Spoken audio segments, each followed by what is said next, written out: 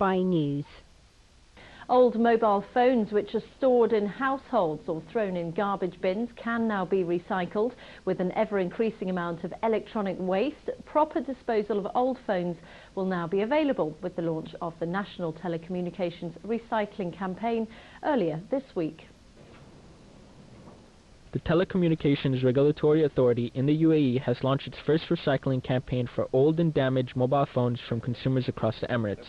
The campaign is aimed at collecting millions of unused phones that are believed to have a negative effect on the local environment because of the hazardous chemical components contained in them. As you know, mobile phones contains, the battery contains unfriendly, unenvironmental friendly materials that if it's been disposed, the mobile phone with the battery as it is, it damages the environment. Approximately 10 million mobile phones are currently registered all over the UAE. With the assistance of private companies and the two largest telecom providers, mobile phone users are being encouraged to participate in the project by simply dropping their old mobile phones in 270 collection boxes spread across the country.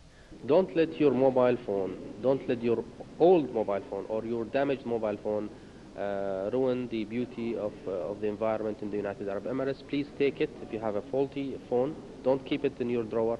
Take it to the nearest petrol station or nearest Etisalat branch. Take it. You will be substituted with a voucher. Don't throw it in the basket. Don't throw it in the garbage. It will damage the environment. Phones collected will be sent overseas for recycling purposes to further avoid harming the environment. The phones go back to a facility, a handling facility that's been set up at Dubai Investment Park. From there, the phones get sorted into different sections. Batteries get removed. They are then placed into a container, and these phones will go to a company in Singapore called Centillion, which is professional organisers of recycling of electronic waste. Incentives and discounts in shops will also be rewarded to residents who participate in the nationwide campaign. Payam Varzadeh, City 7 Dubai News. Moscow has been named as the most expensive city for expatriates for the second year in a row. The cost of living study by Mercer Human Resource Consultancy placed the Russian capital first.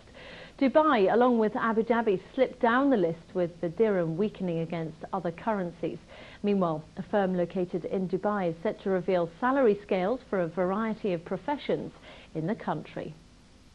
The cost of living in Dubai might have rocketed in the past few years, but still the absence of a federal tax makes the Emirates more affordable than comparable cities. When you actually explain the reality of it to them and you compare it to their current situation, with the massive break of paying no tax here in Dubai, then it's still a very attractive proposition for somebody looking to move out into the Middle East. McDonald's and Company, a multinational specialist recruitment agency, are soon to release a salary guide for the GCC. The guide is set to determine the cost of living differentials for multinational companies sending staff to work overseas.